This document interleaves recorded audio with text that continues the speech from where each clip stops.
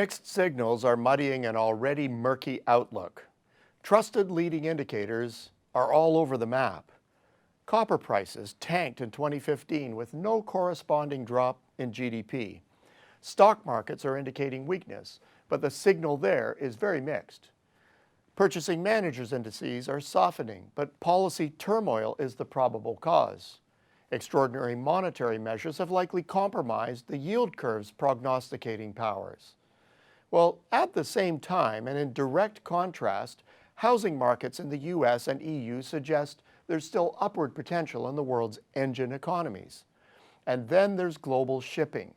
It often telegraphs near-term direction. In all the confusion, is it helping us out?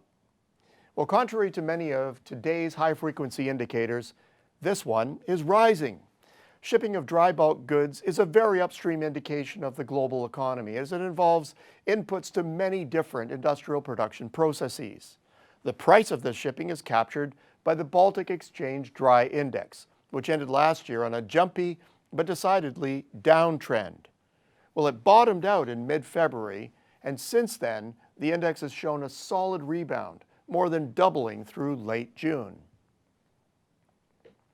Even better, each of the sub-indices for different size classes of shipping is up from the mid-February trough. Not all of them are increasing as steadily as the main index, but it is very reassuring to see that the largest class of vessel, known as Capesize, has recovered dramatically from its lowest level in the post-recession period to one that is consistent with respectable global growth. Now, overall, the Baltic Index is not saying that the world economy is taking off, but rather that the worst of the current slowdown may now be behind us. Container shipping covers a different part of the market.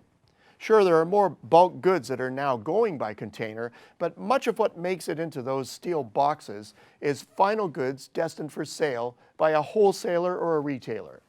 The Harpex index covers this world, and like the Baltic, is coming off a worrisome low.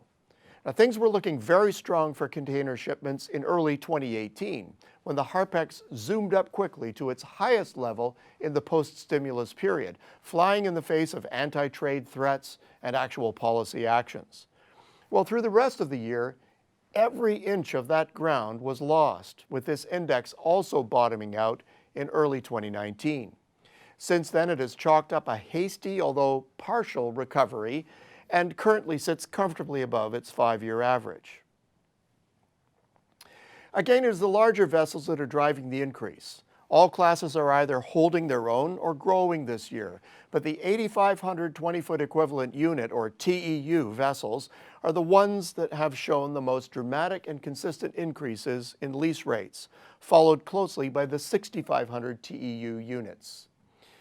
Demand for these large vessels has been in the doldrums since early 2015, so this recent move is their second attempt at breaking out of the multi-year funk. Will the uptrend continue? It's hard to say. Global trade is still beset by seemingly arbitrary protectionist and nationalist policy moves, with most unable to see near-term resolution. As such, potential investment is being parked on the sidelines, waiting out the mayhem. Well, then why the current run-up? Well, preparation is now underway for the critical and very lucrative fall selling season, and in an environment where there is plenty of demand. Consider the US, with its relentless employment increases and sharply increased labor force engagement. There's a lot more money in the economy than there was at this time last year. And the EU, with its current troubles, is still sporting a very low unemployment rate by historical standards. Now, it could well be that pent-up spending pressure is finally pushing activity upward in spite of the concerns about where trade policy is going to land. The bottom line?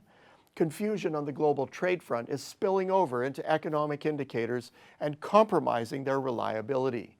Among the few that are actually heading north, world shipping activity is one that's a tangible representation of actual activity that's more upstream and a potential indicator of growth to come.